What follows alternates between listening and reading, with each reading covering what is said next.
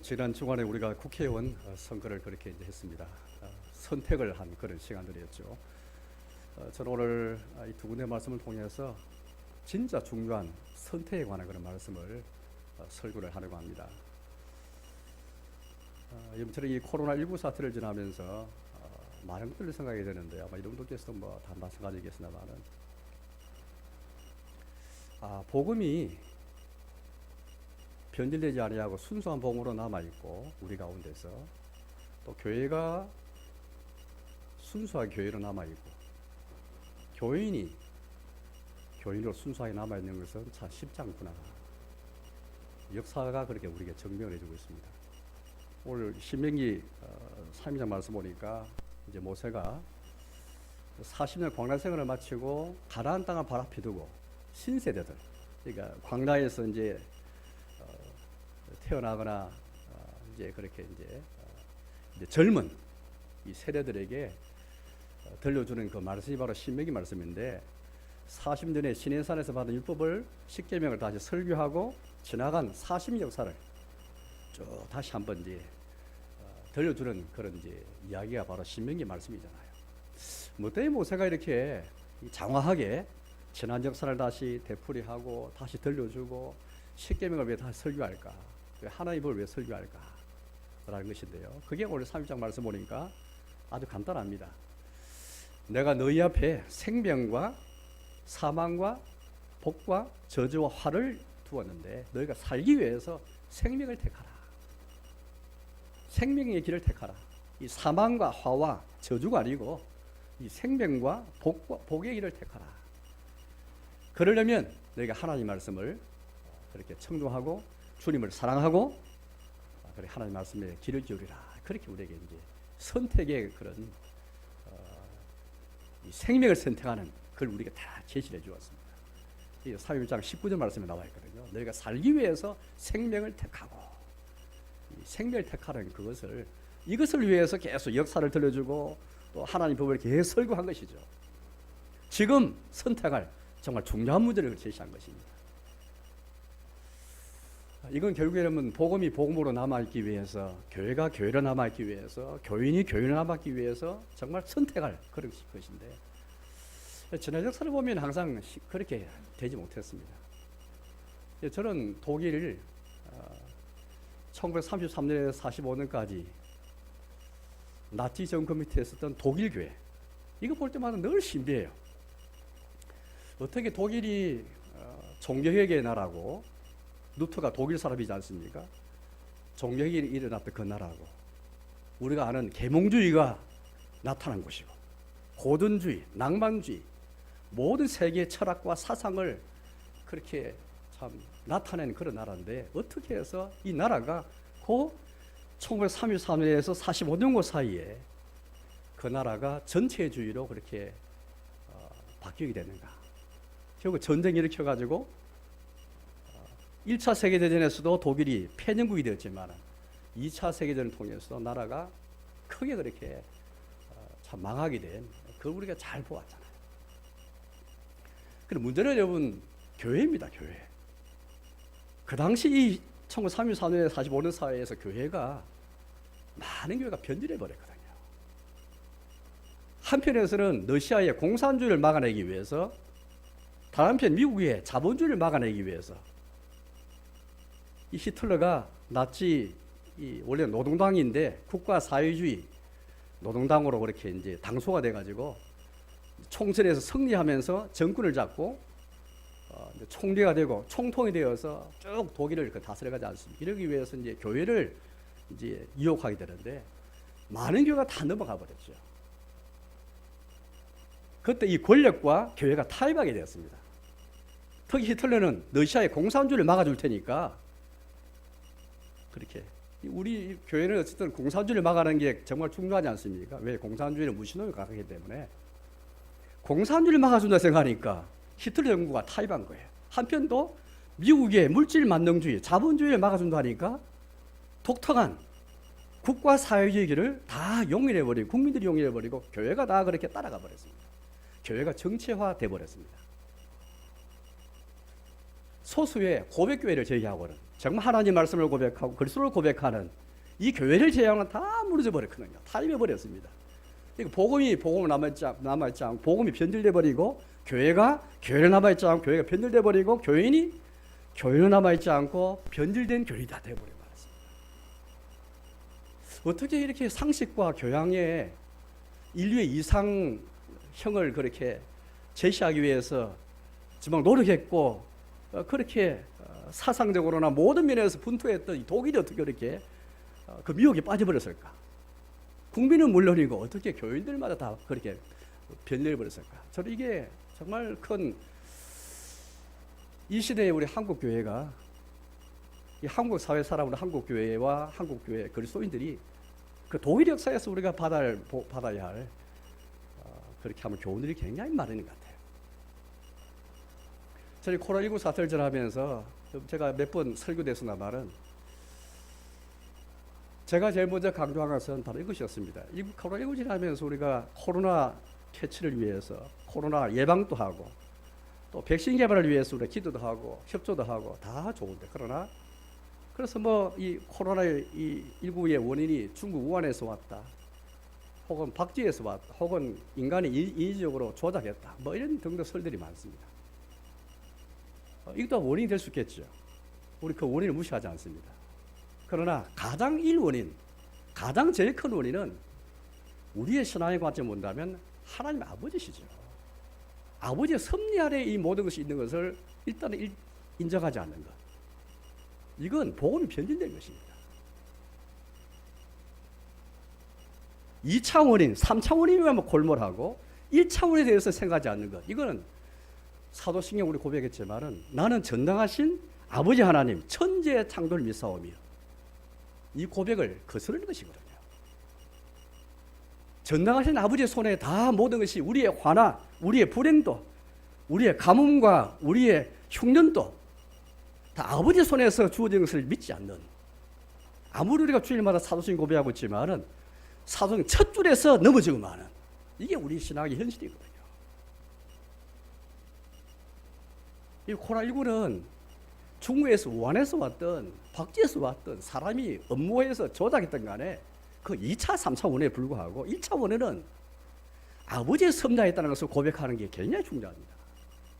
이게 안 돼서 복음이 변질되는 것입니다. 두 번째는 이제 우리 시대는 어떤 시대입니까? 과학과 기술이 우상화되는 시기지 않습니까? 시대지 않습니까? 과거에는 그래도 사람이 인간의 행복을 위해서 과학과 기술을 통제할 수 있었고 과학과 기술은 그저 수단에 불과했습니다. 인간의 행복이 목적이고 인류의 행복을 위해서 과학과 기술을 그냥 수단으로 도구로 삼을 뿐이었는데 지금 어떻습니까? 이제 사람이 통제할 수 있을 만큼 과학과 기술이 그냥 목적이 되어버렸습니다. 이런 시대에 예수소를 우리의 주의 이름 부르는 것이 어떤 의미가 있는가? 굉장히 중요한 도움을 주는 것입니다. 그러나 코로나19를 통해서 느낀 건 우리가 경험한 것은 이처럼 인류가 통제할 수 있을 만큼 커져버리고 목적이 되어버린 과학과 기술도 이 질병을 막을 수 없었고 죽음을 막을 수 없었다라는 것. 절실히 깨닫게 되었잖아요.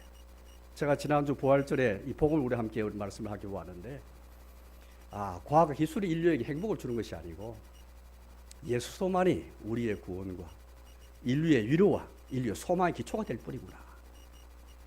이런 시대에 과학과 기술을 도구로 삼는 이상으로 목적으로 삼는 이 시대에 예수를 우리 주로 신하고 고백하는 것이 어떤 의미가 있는가?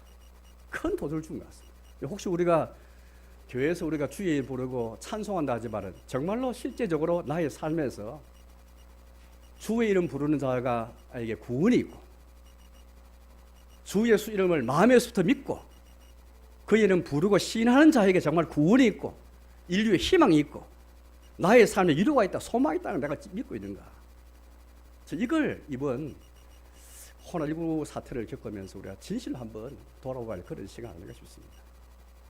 세 번째는 오늘 제가 설교할 내용인데요. 종교의 칼빈이 500년 전에 그 당시 한번 돌아가 봅시다. 지금도 우리가贫富격차가 심하고 경제적으로 가난한 사람이 있는 게 아니고 온갖 재앙들과 온갖 불행들이 많이 지금도 있는데 500년 전에 얼마나 더 심했겠습니까? 칼빈이 기독 강교에서 이런 고백을 했습니다. 이 세상에서 우리가 환난을 당할 때에, 칼빈은 원래 프랑스 사람인데 프랑스가 이제 천주교, 로마 천주교로 돌아서면서 모든 개신교 신자들은 다 추방을 당했습니다. 내 신앙 때문에 자기 나라에서 쫓겨난다는 생각해 봅시다. 추방당한 사람이 칼빈만 그런 게 아니고 많은 사람들이 추방당했고, 특히 칼빈은 자기 조국을 떠나서 스위스에 와서 스위스 제네바에서 같이 쫓겨난 프랑스 사람 대상으로 목회한 사람입니다. 그가 제일 먼저 언급한 것은 그가 당한 환난을 추방으로 먼저 보고, 추방당하든 우리가 가난하게 살더라도 왜 나에게 이런 풍족한 삶이 주지 못하는가? 왜 우리가 가난한가? 왜 추방을 당하는가? 또 우리에게 왜 이 화재가 나고 질병이 생기고 왜 어려움이 생기는가?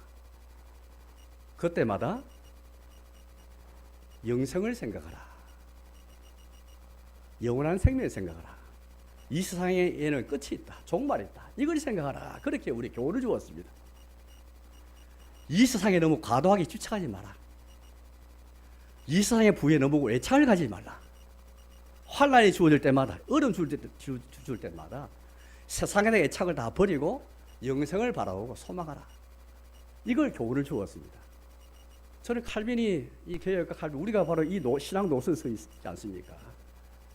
이 칼빈이 그렇게 우리가 자꾸 말하는 것은 그분이 먼저 앞서서 미래의 선진으로 앞서서 우리에게 좋은 신앙의 유산을 남겨주었고, 우리 역시 볼 때 이게 정말 신앙의 노선이구나 하는 것을 깨닫게 해주기 때문에 우리가 언급하는 거거든요.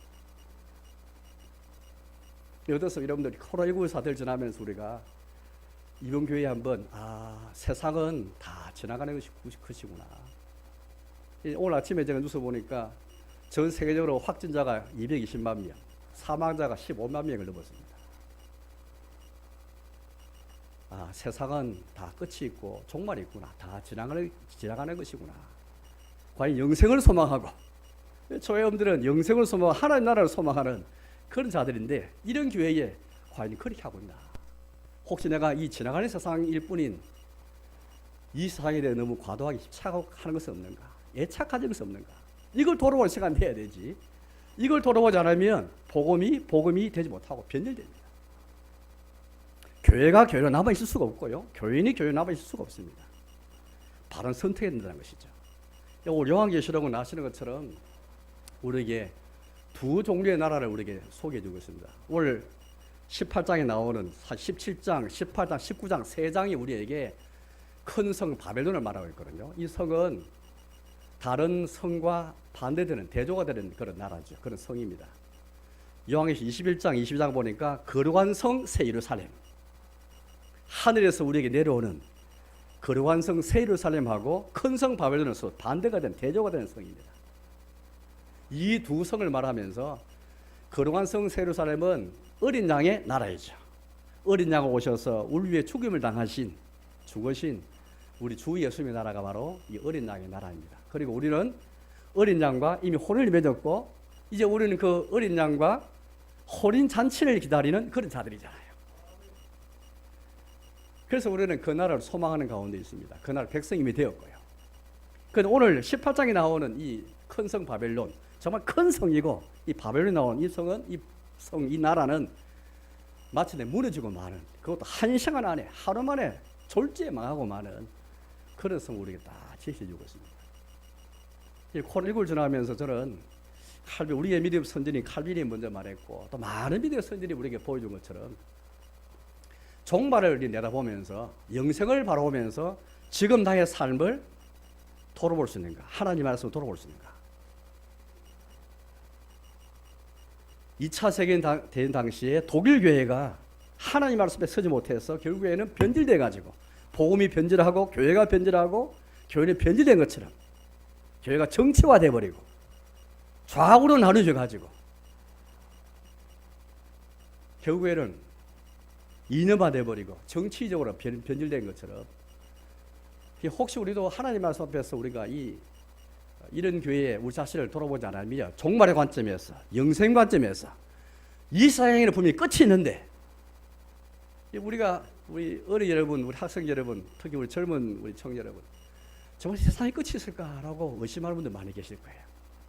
이 세상은 정말 이렇게 아무 문제가 없는데 정말 종말이 있을까, 끝이 있을까 의심할지 모르겠습니다. 그래서 여러분, 이번에 우리가 코로나19 사태 지나면서 다 알게 되었잖아요. 아, 세상은 망할 수도 있구나. 일본의 아베 수상이 말했던가요? 핵전쟁만 생각했는데 코로나 전쟁도 있구나. 이게 3차 세계대전이구나. 그런 말들을 정치인들이 많이 하고 있습니다. 더 심각한 것은, 더 문제는 코로나 바이러스보다도 더 심각한, 더 큰 문제가, 더 큰 일들이 우리에게 언제든지 올 수 있다는 거잖아요. 이게 더 큰 심각한 문제인데, 이 문제 앞에서 우리는 세상에 종말이 있구나, 세상에 끝이 있구나. 오늘 하나님께서 계시를 통해서 우리에게 두 나라를 대조하면서, 한 나라는 영원한 나라고 한 나라는 망하는 나라고 무너진 나라인데, 혹시 우리는 무너지는 큰 성 바벨론을 너무 그리워하고 하나님 나라의 백성은 부름받았지만은 양다리 걸치면서 큰 성 바벨론의 매혹과 매력에 빠져가지고 살아가고 있지 않은지, 마치 독일 교회가 그렇게 해서 무너지고 만 것처럼, 변질된 것처럼 그렇지 않은 나라를 돌아보지 않는다면은 우리 코로나19가 주는 교훈을 다 놓치고 있지 않나, 그런 확신을 하게 되었습니다. 사랑하는 교회 여러분, 도대체 이 큰 성 바벨론이 어떤 성이길래 무너지고 마는 것일까? 또 그 성의 특징은 무엇일까? 이걸 먼저 좀 보도록 하겠습니다. 우리 18장 말씀 읽었지만은 방금 우리가 제가 이제 그렇게 먼저 소개했으나마는 이 바벨론의 성은 일단 큰 성입니다. 오늘 성에 보시면 이 성을 가리켜서 큰 성, 견고한 성, 이런 표현들이 굉장히 많이 나오거든요. 예를 들어 보시면 큰 성 바벨론이요. 10절 말씀도 보니까 큰 성, 견고한 성 바벨론이요. 우리가 여러분들 이 성이라니까 잘 빨리 와닿지 않을지 모르는데, 여러분 쉽게 말하면 이 성은 지금 말하면 도시입니다. 아주 큰 도시를 가리키죠. 우리 학생들은 아마 이왕이면 대학교에 지나갈 때나 혹은 취업할 때 이왕이면 서울로 가길 원할 겁니다. 수도권 가기 원하죠. 인서울 하기 원할 겁니다. 왜? 큰 도시니까요. 큰 도시는 뭔가 매력적이잖아요. 사물도 많고 기회도 많고, 뭔가 이 큰 것에 대해서는 굉장히 우리한테 이 매력을 주는 것이잖아요. 오늘 바벨론을 보는 게 일단 큰 성입니다. 아주 큰 나라죠. 오늘 우리 표현하면 큰 도시고 큰 나라를 볼 수 있겠습니다. 견고한 성입니다. 절대 무너질 수가 없다고 생각하는 그런 성입니다. 너무 완벽하고 너무 튼튼해가지고 무너질 수 없는 성이라 생각하는 것이죠. 그런데 오늘 이 큰 성, 견고한 성 바벨론이 보니까 우리 시대처럼 세계화가 된 그런 시대입니다. 왜냐하니까 뒤에 말씀 보니까 얼마나 교통수단이 발달해서, 물론 이제 비행기도 없고 자동차 없던 시대지만, 그러나 바다에 배를 통해서 이 바벨론 때문에 각 지역이 다 연결되었습니다. 이걸 뒤에 읽어보시면 그런 말씀이 나오거든요. 17절 말씀 보니까 이런 말씀 나옵니다. 모든 선장과 각 처를 다니는 성객들과 선원들과 바다에서 일하는 자들이 나옵니다. 각 처를 다니는 성객들, 선원들, 선장이 나옵니다. 그러니까 바벨론 나라 이 때문에 각 처가 다 연결된 거예요. 오늘 이 시대처럼 지구촌이 되어버렸고 세계화가 되어버렸습니다. 다 바벨론 영향 때문입니다. 이미 큰 성이죠. 각처가 다 연결되었습니다. 우리 시대도 못 가는 데가 없잖아요. 다 갈 수 있는 곳이 다 어디든 다 갈 수 있게 되었지 않습니까? 교통수단이 더 발달돼가지고. 그런데 이 바벨론도 마찬가지입니다. 비록 배에 연결되어 있지만은 어쨌든 각처가 다 연결되어 있어서 어디든지 바벨론 때문에 다 연결되는 그런 사회입니다.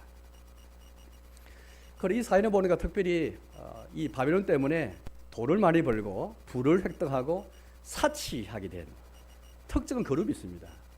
오늘 여기 보니까 반복되는 그런 그룹들이 나오죠. 그 그룹들은 바로 보니까 왕들과 상인들입니다.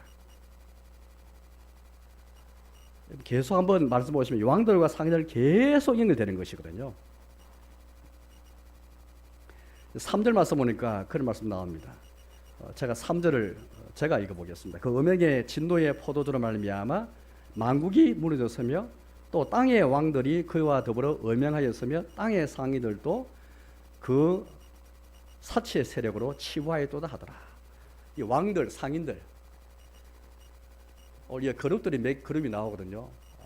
그 중에 한 그룹이 왕들이고, 두 번째가 상인들이고, 세 번째는 아까 배를 그렇게 이제 부리는 선원들, 또 선장들, 이런 사람들입니다. 이 세 부류의 특히 사람들이 나오는데요. 이 왕들은 쉽게 말하면 권력자들입니다. 상인들은 오늘 같으면 기업하는 사람들이죠. 기업가들, 기업인들입니다. 경제인들이 말할 수 있겠죠. 이 사람들이 바벨론 때문에 특별히 치부하고, 치부라는 부자가 되었다는 것이죠. 그리고 사치의 사착이 되었다, 그렇게 말합니다. 쉽게 말하면 바벨론이 큰 성이고 큰 나라고 견고한 나라고 세계화가 된 상태에서 왕들과 상인들, 특정 이 두 그룹이 온 세계의 경제를 장악하고 세계 무역을 장악하고 세계 금융을 장악해가지고 이 두 그룹이 특별히 치부하고 사치한 세력이 됐다는 그렇게 말하는 것입니다. 오늘 또 우리가 아시는 것처럼 권력가들과 정치인들과 경제인들이 연합하면, 함정하면 뭐든지 다 할 수 있죠. 돈을 벌려면 권력가들이 뒷받침 해줘야 되고, 또 역시 경제인들은, 기업가들은 왕들에게 뭔가 뒷받침 되어줘야 권력 유지할 수 있고 서로 상호부자는 그런 세력들이잖아요. 이들이 바벨론이 더 크게 만들고 또 바벨론 때문에 치부하고 사착이 되었다는 것을 우리에게 분명히 보여주고 있습니다. 그 다음에 이 나라에서 보니까 이 상인의 특별히 이 나라의 특징은 한마디로 방금 본 것처럼 부와 사치입니다. 부와 사치라는 말이 오늘 18장 말씀 계속 나오고 있거든요. 바벨론은 한마디로 부의 나라고 사치의 나라입니다. 혹시 여러분들 마음속에도 야, 내가 제발 부자가 되면 좋겠다. 나도 좀 뭔가 좀 사치하면 좋겠다. 그런 갈망들이 다 우리 안에 다 있죠. 없을 수가 없습니다. 근데 그 욕망을 정말 이루어진 나라가 바로 바벨론이에요. 상인들이 바벨론 때문에 바벨론에 가서 물건을 파는 상품을 보시면은 이들이 얼마나 사치하고 얼마나 화내는지 그만 알 수 있거든요. 12절 보십시오. 12절과 13절 요한계시록 18장 12절 13절 같이 보겠습니다. 같이 읽겠습니다. 그 상품은 금과 은과 보석과 진주와 세마포와 자주 옷감과 비단과 붉은 옷감이요 각종 향목과 각종 상아 그릇이요 값진 나무와 구리와 철과 대리수로 만든 각종 그릇이요 계피와 향료와 향과 향료와 유향과 포도주와 감람류와 고운 밀가루와 이요 소와 양과 말과 수레와 종들과 사람의 영혼들이라. 이 바벨론 때문에 이 바벨론의 물건을 파는 상품을 보십시오. 뒤에 보니까 보벨론 상품이 다 나와 있거든요. 19절 끝에 보니까 19절 보니까 너의 보벨론 상품으로 치부하였더니, 그러니까 보벨론 상품을 그렇게 팔아가지고 치부한 자들이 기업가들이었습니다. 상인들이었거든요. 그 상품, 보벨론 상품 가운데 목록을 보니까 우리도 이렇게 탐할 만한 그런 상품이 많이 나옵니다. 금, 보석, 진주, 세마포, 자주 옷감, 비단, 붉은 옷감, 각종 향복, 상아 그릇, 값진 나무, 구리, 철과 대리석으로 만든 각종 그릇. 상상해 보시는데, 야, 바벨론이 굉장히 문명이 발달했구나. 야, 굉장히 세련됐구나. 문화적으로, 문명적으로 굉장히 감각이 있구나. 또 바꾸어 말하면 집에 상아 그릇이 있고 값진 나무가 있고 거기에 거실이 일로 꾸며져 있고 거실에 진주도 있고 온갖 금 이런 장식품이 다 절비하고 온갖 보배로운 그런 옷감들이 다 있고 그런 옷을 입고 다니고 하면 야, 정말 세련된 문화 감각이, 문명 감각이 대단했구나. 이걸 알 수 있겠습니다. 자, 그런데 여러분, 이 나라가 또 어떤 나라인지 한번 보겠습니다. 그러나 이 나라는 이렇게 사치와 부가 특징이고 정치인들과 권력가들과 기업가들이 그렇게 연합해서 세계 무역과 경제와 금융을 장악한 그런 나라이고, 보배는 상품으로 이렇게 치부한 그런 나라인데, 7절 말씀을 보겠습니다. 7절을 같이 읽겠습니다. 그가 얼마나 자기를 영화롭게 하였으며 사치하였던지 그만큼 고통과 애통으로 함으로 갚아주라. 그가 마음이 말하기를 나는 여왕으로 앉은 자요 과부가 아니라 결단코 애통함을 당하지 아니하리라 하니. 이제 결국 이제 바빌론이 스스로 자기를 가르쳐 하는 말입니다. 얼마나 자기를 영화롭게 했든지, 얼마나 자기를 사치하였든지 하면서, 영화롭게 한다는 무슨 말인가요? 예. 바빌론이 지금 이렇게 영화를 누리고 있는 건데, 인간이 상상할 수 있는 영화가 다 여기 있는 거예요. 바빌론에 있는 겁니다. 부도 있죠, 사치함도 있죠. 또 이 자기 영화를 했겠다는 말은 다른 말로 하면 무슨 말일까요? 어떤 상태에 돼야 자기를 영화롭게 할 수 있을까요? 우리가 꿈꾸고 우리가 바라던 이상이 다 이루어지면은 그게 가장 영원한 상태가 되는 거잖아. 인류가 꿈꾸고 인류가 이상향으로 바라보던 모든 것이 다 이루어지는 곳이 바로 바벨론이에요. 사치, 부 정도가 아닙니다. 인류가 가장 바라는 게 뭐죠? 저는 생각해 볼 때 자유입니다. 자유. 프랑스 대혁명의 그런 모토에 쌓인 것은 자유, 평등, 박이잖아요. 인류 이상향을 볼 수 있겠는데, 자유가 가장 극단화된 곳에서는 바벨론이 아닌가. 그래서 자기를 영화롭게 하는 거죠. 신의 자리에서, 원래 영화와 영광이라는 것은 신이 하나님께서 받으셔야 되는데, 사람이 신의 자리에 서서 영광 받을 정도 되면 얼마나 이 나라가 발전되었는가, 얼마나 이 나라가 극대화되어서 인간이 바라던 추구하는 이상향이 실현되었을까 생각해 보십시오. 우리 역사를 보면 항상 자유를 꿈꾸고 왔잖아요. 자유. 우리 시대가 여러분들 자유와 인간의 인권이 얼마나 많이 강조한 시대입니까? 심지어 남자와 남자끼리도 결혼할 자유, 여자와 여자가 결혼할 자유까지도 그렇게 누리려 하잖아요. 결혼해서 임신해서 배 안에 가진 태아를 낙태할 자유까지 지금 구가하잖아요.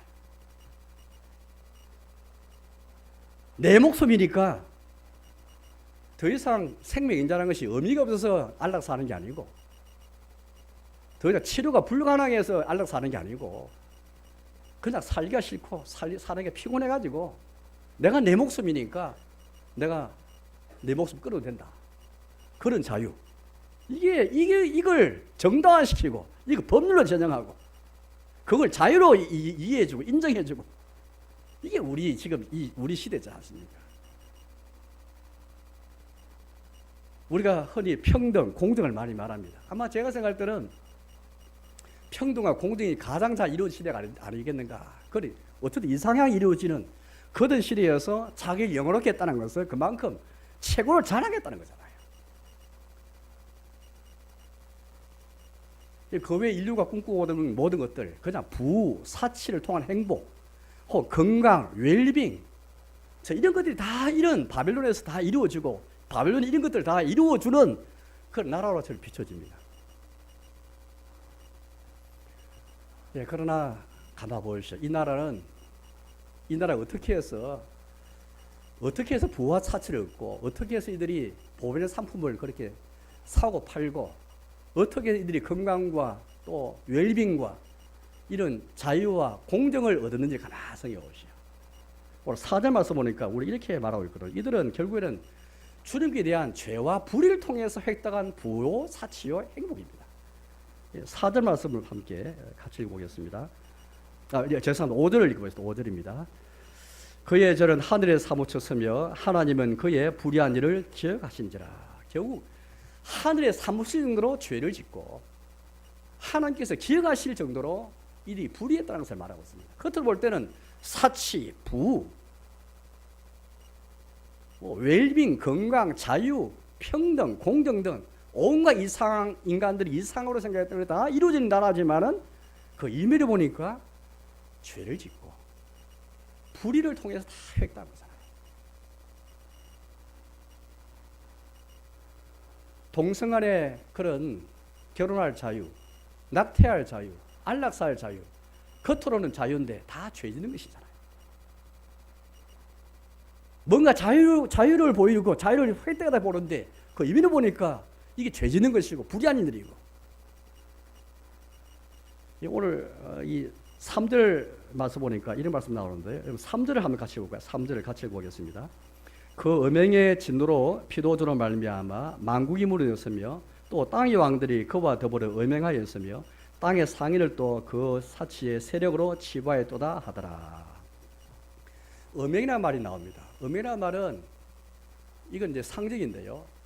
우리는 다 하나님과 사랑의 언약을 맺은 자들인데 주님과의 사랑의 언약을 깨버리고 우상과 언약을 맺고 세상과 언약을 맺고 마귀를 사랑하는 마귀와 짝하여서 세상과 짝하여서 언약을 맺은 이게 음행하는 것입니다. 나쁜 짓 하는 것이죠. 그래서 우리 18장에 있지만 17장 보시면은 큰 성 바벨론의 별명은 다른 말로 하면 사실은 음녀입니다. 음녀. 17장은 음녀를 말하고 이 음녀의 이마에 이름이 있는데 그 이름이 큰 성 바벨론이다. 그런 말을 합니다. 그래서 요한계시록은 이 두 가지 대비가 있는데 하나는 바벨론과 예루살렘 대비가 있고 또 하나는 음녀와 어린 양의 신부인 교회를 대비하고 있습니다. 큰 성 바벨론 한마디로 음행을 저지르는 행시 나쁜 음녀에 비교하고 있고 반면 주님의 교회 거룩한 성 새 예루살렘은 어린 양을 신랑인 어린 양을 사모하고 어린 양과의 혼인계약을 앞두고 혼인잔치를 준비하는 어린 양의 아내요 신부인 교회를 가리키고 있습니다. 오늘 이들이 이 왕들과 상인들이 결국에는 어떻게 치부하고 어떻게 사치를 그렇게 획득합니까? 어떻게 세계 무역, 금융, 경제를 다 장악합니까? 바벨론과 더불어서 음행함으로 말미암아. 음행이라는 말이 계속 확 나오고 있습니다. 이 음행이라는 말은 신약 계시록만 나오는 게 아니고 원래 구약에 나와 있는 표현들이죠. 구약에 이스라엘이 하나님과 언약을 맺은 백성들이 주님을 떠나서 다른 신인과 언약을 맺고 세상과 짝하였을 때 이들이 음행하였다. 이 표현을 써서 아주 강력하고 자극적인 말을 써서 이를 비판하지 않습니까? 그 구약의 표현을 그대로 가지고 와서 오늘 우리에게 지금 이들이 한 짓이 바로 음행이었다. 그러니까 영적인 음행을 하면서 죄를 짓고 불의한 일을 하면서 획득한 부와 사치였다. 심지어 아까 우리가 12절 13절 말씀 보니까 이들이 이제 보배는 상품을 사고 팔았는데 그 목록 가운데 보는 이런 목록이 있습니다. 13절 끝에 보니까 뜻밖의 소와 양과 말과 수레와 종들과 사람의 영혼들이라. 제일 끝에 있는 두 가지 목록이 있습니다. 종들, 사람의 영혼들입니다. 이들이 바벨론에 파는 물건 가운데 상품 가운데 하나가 종들이죠. 종들. 종들이라는 말은 우리말에는 사실 이게 이제 의역했습니다. 원래 문자적 번역은 우리 육신, 몸을 팔고 사람 영혼을 파는 그걸 우리에게 말해주고 있습니다. 그러니까 몸을 파는 것이니까 이 종이죠. 종은 자기 몸을 파는 것이니까 우리 종이라 번역했는데 문자적 말에 몸을 파는 거죠. 여러분 사람이 얼마나 이게 옷감이나 금이나 진주나 또 혹은 뭐 동물조차도 심지어 상품이 되는 것은 이해될 수 있습니다. 상품이 따라서 물건이 됐다는 말인데 이 바벨론은 뭘 희생합니까? 희생시킵니까? 사람의 몸도 상품으로 만들어버리고 사람의 육신도 물건으로 만들어서 파는 거예요. 더 심한 것은 사람의 영혼도 파는 것이죠. 그냥 금과 은을 소유한 정도가 아닙니다. 동물을 소유한 정도가 아니고 그걸 지배하고 군림하고 그냥 내가 사고 소유한 정도가 아니고 그걸 지배하고 군림하는 그 목록 안에는 사람의 몸도 있고 사람의 영혼도 있는 것이죠. 사람의 영혼을 판다는 말은 다 이해하실 거예요. 괴테의 파우스트를 보더라도 나와 있고 여러 가지 경우를 통해서 우리는 사람이 영혼도 팔 수 있구나. 그게 무슨 말인지 잘 알잖아요. 바벨론은 이런 식으로 해서 부를 획득하고 사치하고 세계화를 만들고 지구촌을 만들고 모든 무역 경제를 다 장악하고 인류의 이상향을 획득해서 나는 여왕으로 앉은 자라. 우리는 결코 애통함을 당하지 않을 것이다. 자만에 빠진 이런 나라를 우리에게 잘 제시해주고 있습니다. 그 다음에 말씀 보니까 이런 말씀 나오는데, 여러분들 2절 말씀 보니까 이런 말씀 나옵니다. 2절 같이 보겠습니다. 18장 2절입니다. 같이 읽겠습니다. 힘찬 음성으로 외쳐 이르되 무너졌도다 무너졌도다 큰 성 바빌론이여 귀신의 처소와 각종 더러운 영이 모이는 곳과 각종 바벨론 나정한 새들이 모이는 곳이 되었도다. 바벨론이 무너질 때 그냥 새와 황폐하고 무너진 이 처소에 그냥 새들이 모여드는 게 아니고 시체에 우리가 이제 독수리가 올라드는 그런 걸 이해하는데, 그런데 여기 보니까 더러운 귀신이 모여들고 각종 더럽고 가증한 새들이 모여들 장수다 말하고 있습니다. 그 무슨 말일까 여러분들? 이 말은 큰 성 바벨론이 이미 무너지기 전부터 주님 앞에 큰 죄를 짓고 하늘에 사무칠 정도로 죄를 짓고 불야하였고 사람의 몸과 영혼까지 상품화 시켜버렸고 그다음 윤리적으로 도덕적으로 얼마나 타락했는가를 잘 보여주고 있습니다. 더러운 귀신이 모여들고 더러운 영이 모여들고 더럽고 가장 새들이 모여들어. 이걸 볼 때 우리는 이 큰 성이 얼마나 타락하고 부패했는가 짐작할 수 있겠죠. 그런 상태에서 여러분들 한번 보여주시오. 이 성이 어떻게 멸망당합니까? 하루에. 오늘 이 표현을 굉장히 많죠. 하루에 망하였도다. 그것도 한 시간에 망하였도다. 8절 보니까 하루 동안에 그 재앙들이 일어나니 되는데 하루 정도 하루 나와 있지만은 10절 말씀 보니까 한 시간에 심판이 일어도다. 17절에도 보니까 그러한 부가 한 시간에 망하였도다.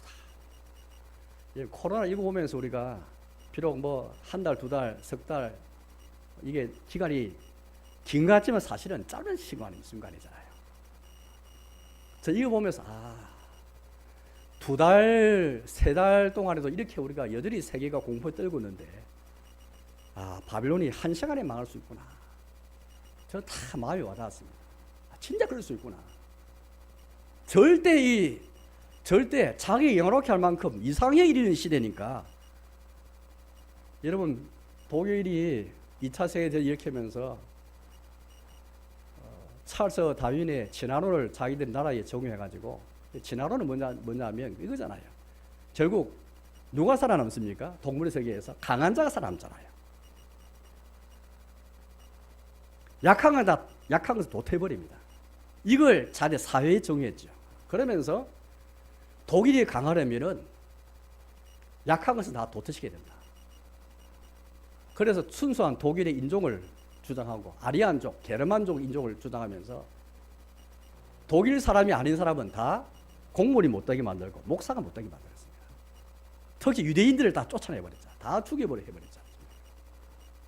유대인 가운데서는 기독교 된 사람도 많고 목사가 된 사람도 있는데 공직에 있는 사람도 많은데 하루아침에 다 쫓겨나가 다 추방당했는데 여기에 변질한 교회가 다 동조합니다. 왜?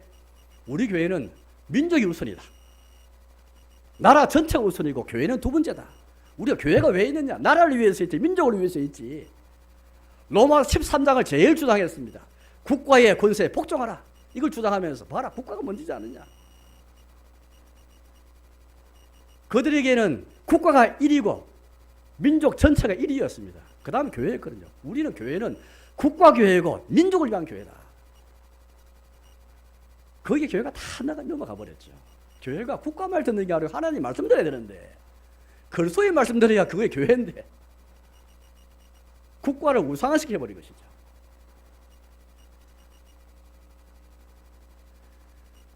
하루아침에 이렇게 멸망당한 이 모습을 가만히 세우면서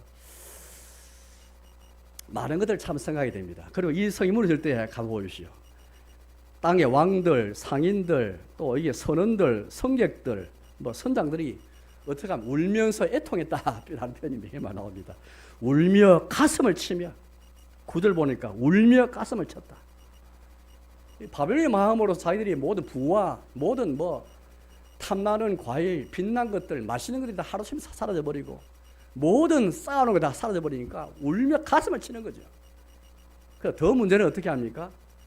이 성에 무너지는 거 보고 아무도 할 수 없는 것, 그냥 멀리 서서란 말이 서너 번 나오거든요. 15절 말씀 보니까 멀리 서서 울고 애통하여. 17절도 보니까 끝에 보니까 멀리 서서 있다는 말은 무슨 말입니까? 아무도 할 수 없는 것이요. 이 바벨론이 무너지는 것 앞에서 무력한 자기들 자신들을 보면서 그냥 한탄하면서 화이또다 이 말만 하고 가슴만 치면서 그냥 아무도 할 수 없는 자신들을 그렇게 보게 되는, 이게 바벨론의 성의 마지막 그런 모습들입니다. 사랑하는 여러분, 우리 바벨론 성의 무너진 것을 보고 이제 그렇다면 우리 어떻게 우리가 살아가야 되겠습니까? 자, 이런 종말을 바라보면서 세상 끝에 일어날 큰 성 바벨론의 무너진 것을 보면서 혹시 과도하게 내가 지금 이 세상에 너무 애착하는 것이 없는가? 집착하는 것이 없는가? 내가 혹시 너무 지나치게 부와 사치를 갈망한 것이 없는가? 건강과 웰빙과 뭔가 이상향을 바라보면서 혹시 죄를 지으면서 불의한 일을 저지르면서 사람의 몸과 영혼을 상품화시키면서 포장해가면서 자유는 포장하고 인권은 포장해가면서 혹시 이런 일은 저런 것이 없는가? 하나님 나라 백성으로 살아가면서 우리 여전히 바벨론의 이 소리에, 달콤한 소리에 그냥 넘어가 버려가지고 바벨론의 실체를 못 보고 바벨론의 그 실체의 음성을 듣지 못한 가운데 길을 막고 살아가는 없는가? 그걸 돌아봐야 되겠습니다. 이 두 나라, 바벨론과 예루살렘, 이 두 나라에 관한 주제는 특별히 1500년 전에 우리 믿음 선진 가운데 어거스틴이 그렇게 중요한 생각하던 주제였습니다. 어거스틴이 여러분들 유명한 신의 도성, 하나님의 도성, 하나님의 나라 책을 썼지 않습니까? 그 책에서 바벨론과 예루살렘을 다 대비하였습니다. 아주 두꺼운 책이죠. 410년에 로마가 멸망당하였습니다. 야만적으로 생겼던 고토족에서 하루아침에 망해버렸거든요. 그 당시 410년의 로마는 기독교 국가였습니다. 참 이해가 안 되는 겁니다. 어떻게 눈에 보이는 로마 기독 국가인데 어떻게 이게 야만족한테 망한단 말인가? 여기에 대해서 어스틴이 이런 생각하는 사람에 대해서 복음을 변장하기 위해서 쓴 책이 바로 신의 도성, 하나님의 도성이라는 책입니다. 이 도성에서 어스틴이 말하죠. 눈에 보이는 로마가 망한 데에서 하나님 나라가 망한 것은 아니다. 그러면서 두 종류의 나라가 어떻게 생기는가 딱 지적했습니다. 성경 처음부터 해가지고 마지막까지 두 나라의 기원이 어디 있고 과정이 어떠하고 결과가 뭔가를 장황하게 쓴 책인데 간단하게 두 나라가 왜 생기는가? 두 종류의 사랑 때문에 생긴다. 누구를 더 사랑하는가? 자기를 사랑하면서까지 하나님의 경험이라면서까지 자기를 사랑하는가? 이게 바벨론이라는 것입니다. 그건 하나님의 나라 예루살렘은 자기를 부인하면서까지 하나님을 사랑하는 나라가 예루살렘이다라는 것입니다. 그럼 누구를 영화롭게 하는가? 자기를 영화롭게 하는가? 하나님을 영화롭게 하는가? 이걸 다 가지고 예루살렘과 바벨론을 다 구분하였습니다. 참 어스틴이 탁월했죠. 바로 요한계시록 성경 전체를 보고 어스틴이 참 성경에 정통하였고 역사에 정통한 그가 이렇게 참 그 당시 상황에서 잘 풀어낸 것이죠. 저 어스틴의 신의 도성이 다 생각이 났습니다. 아, 그렇구나. 겨우 세상과 정욕은 다 지나가고 하나님 뜻을 행하는 사람의 영혼이 거한다. 그런 말씀하셨는데 혹시 우리는 이 환난 나가면서도 여전히 세상에 집착을 그렇게 우리가 떨어내지 못하고 하나님께서 왜 우리에게 환난을 주시는지, 하나님께서 왜 우리에게 코로나 바이러스를 주시는지, 왜 내 가정에 왜 여전히 풍요한 삶이 없는지, 왜 이런 여러 가지 사건 사고가 많이 생기는지 주님 앞에 돌아봐야 되는데 그러면서 영생을 더 소망하고 아 여전히 내가 내 자신을 부인하면서까지 주를 더 사랑해야 되겠구나 이런 마음이 가야 되는데 이런 마음 못 가진다면 여러분 우리가 복음을 나가실 수가 없습니다. 교회가 교회 될 수 없고 교회가 교회 될 수가 없습니다. 이제 말씀에 돌아가겠습니다. 사랑하는 교회 여러분, 우리는 어거스틴과 칼빈의 신앙 노선을 다 따라서 첫째는 성경의 노선을 따라서 둘째는 교회 역사에서 미래 선진들의 노선을 따라서 지금까지 우리 교회가 서 있습니다. 믿음의 선인들 어깨 위에 우리 교회가 서 있죠. 성경과 선인들의 어깨 위에 교회가 서 있습니다. 이 위에 서서 우리도 코로나19를 지나면서 도대체 우리가 뭘 생각해야 될까? 뭘 교훈받아야 될까? 그렇지 않으면은 이걸 하나님 말씀을 통해서 깊이 성찰하지 않고 자기를 돌아보지 않는다면은 우리도 우리의 교회가 변질되고 복음이 변질돼 버리고 교인도 변질할 수밖에 없습니다. 역사가 증명하고 있거든요. 깨어있지 않으면은 변질될 수밖에 없습니다. 어쨌든 우리는 큰 성 바벨론, 여전히 우리는 두 나라 사이를 왔다 갔다 하잖아요. 양다리 걸치며 살아오고 있지 않습니까? 우리는 큰 성 바벨론을 경계하면서, 그러나 거룩한 성 세루살렘을 소망하면서 어린 양의 나라인 세루살렘을 사모하되 이제 어린 양과의 혼인 잔치를 준비하며 살아가는 저와 여러분 되시기를 주님의 이름으로 축복합니다. 함께 찬송 부르겠습니다. 246장을 찬송하겠습니다. 246장 나 가나안 땅 귀한 성에.